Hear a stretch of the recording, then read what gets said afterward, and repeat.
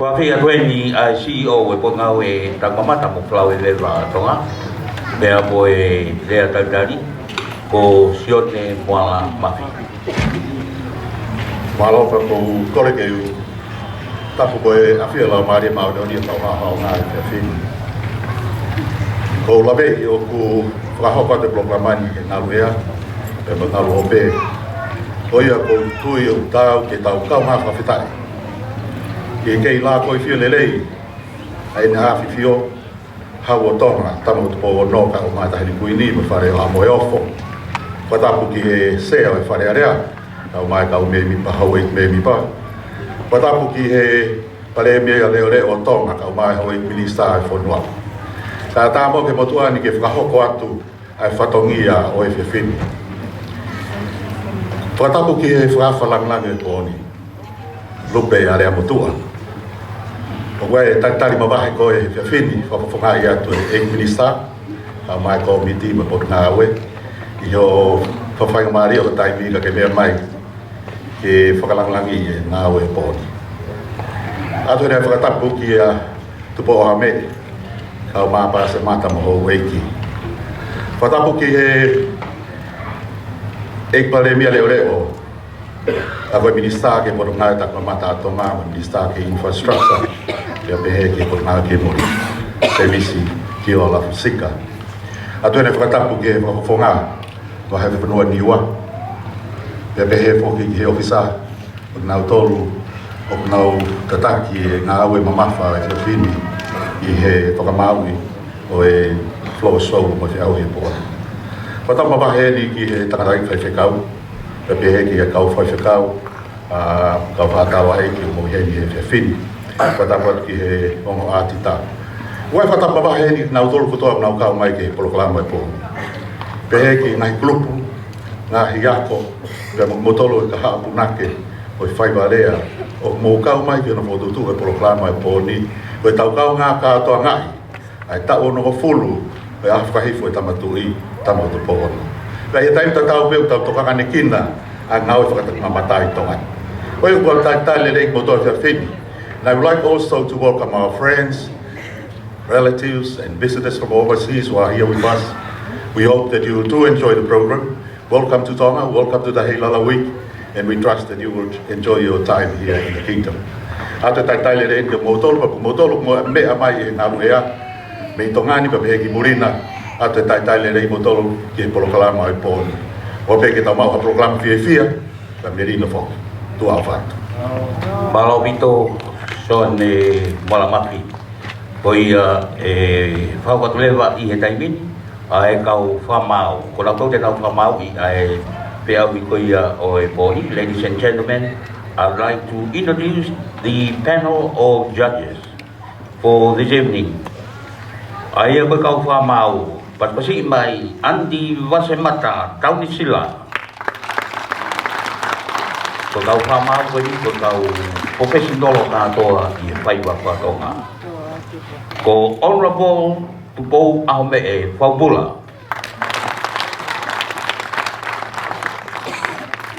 Vaotu'u. Wapupau hai a o maniwa mo kale alea.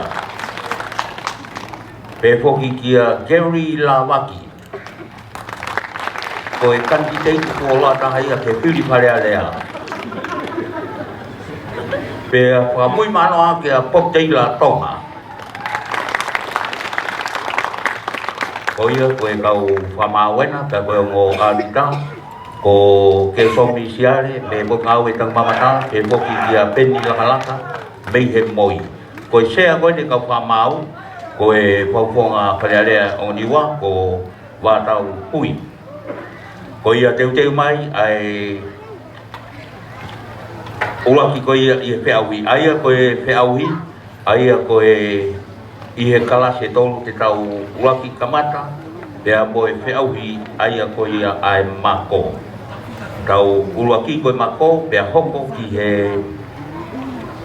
taulunga Tokolahi, pea whausia ke Faiva Tuifio. Aia e hoko pe e ngahi kulupu pea mo koe i, pea mo e nau ngahi whiauhi koe ni e tolu.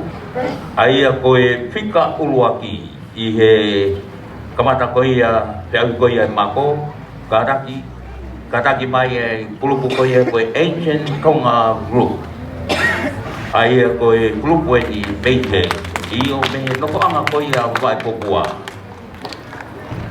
ai koi fika ua kia koi fika ua teu mai ki ai Mali Entertainment me he lia hona high school pea koi fika tolu koi kolisi ta kui lau pea whaosi lewa he punga tufu me Vaotu'u ia ko ia kada ke o teu mai lewa ai fika ua ko ia i he Mako i he taimini o hange koi tau elite sponsor ai koe pule anga Tonga, PG Airways, Ambia Bank, Rio Tonga.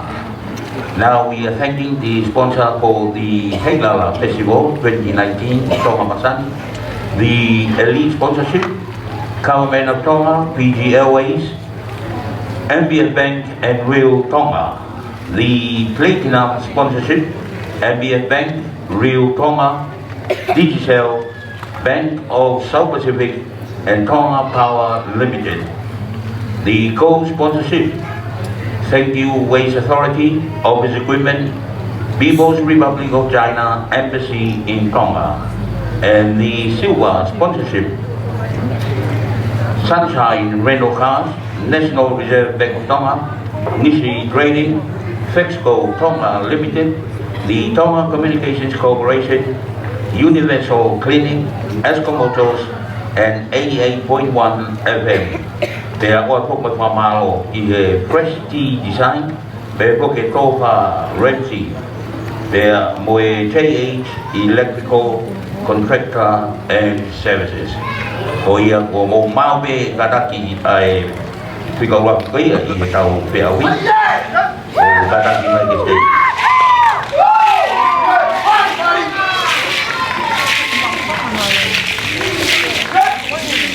Koe Mako, ai koe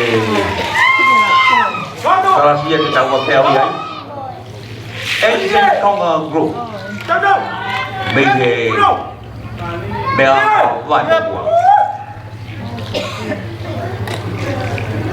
Hai.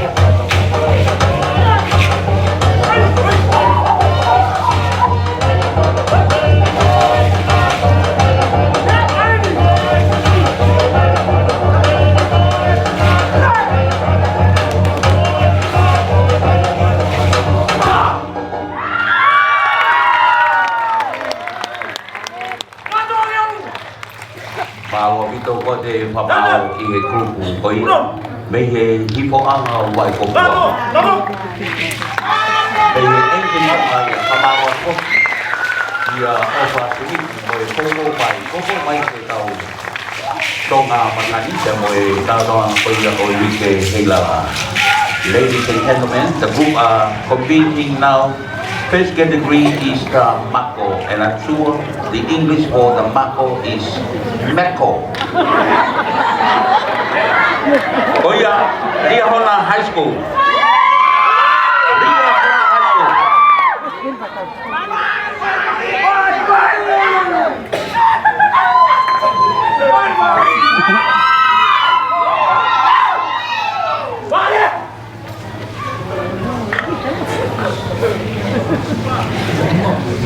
Đều mai có sĩ ta vui lòng.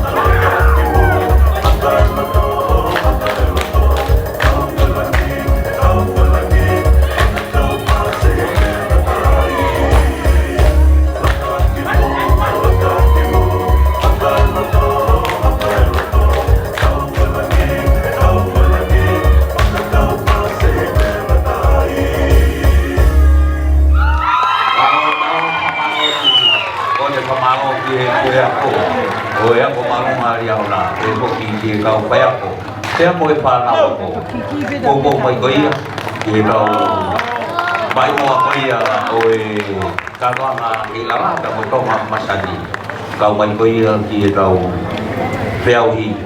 Ladies and gentlemen, for your information, Mako is only performed by the boys. Ko iya, tau ko Vaotu'u, kay mini ko korisita ko lau.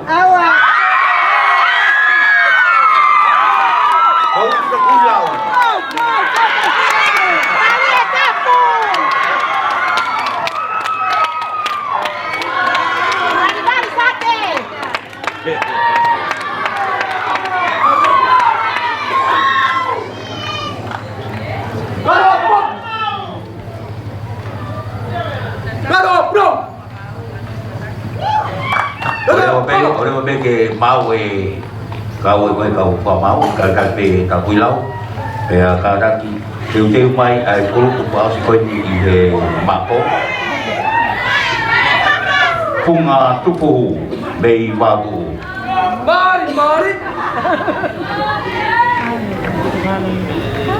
mari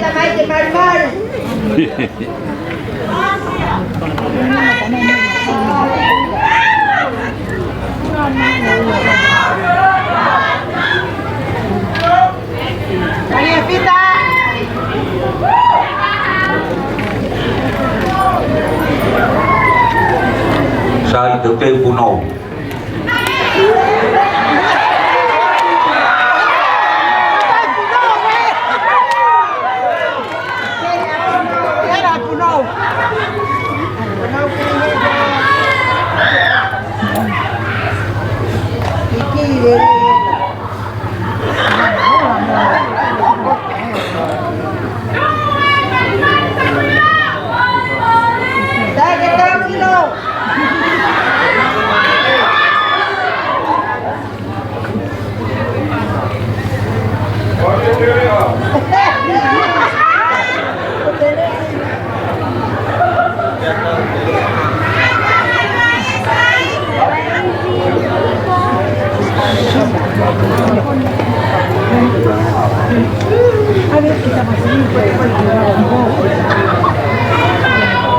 Malo vito kolista kuilau etali o hokot.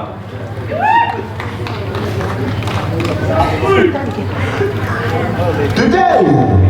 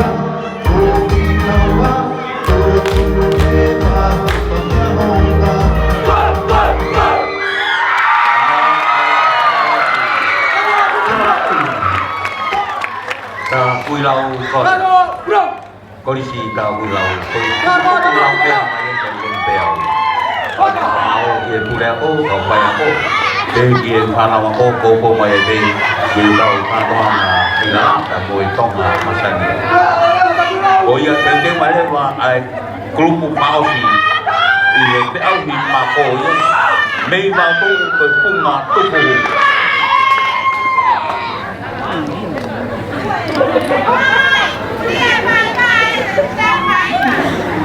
Koia funga Tofoa ko ma bebe mo kana mai ke stage kai pháo có te ai nang pare ko ni e tau pe au koia oi boni ai ko pe au koia ai Mako ko e uluaki ko e paanga ko paanga tahape ko e wa ko e paanga pingau ni manoa ko e tolu ko e paanga ni mangau pe ko e Toinga le vai kolupu o ku o pe ko mo pare ko e fe au koia e Faiva Tuifio ko e uluaki ko e paanga tahape ua paanga pingau ni manoa tolu paanga ni mangau pe mo ki he taunga Tokolahi ko e uluaki paanga tahape ua ko paanga pingau ni manoa pe mo tolu ko paanga ni mangau o ko e pe mo e pare na ko ko ia he ka na pau ki he uluaki ua tolu ko e tu ia tau pare ki he kau peo bao về kunga tuhu be Vaotu'u kadang mai ke puasi bao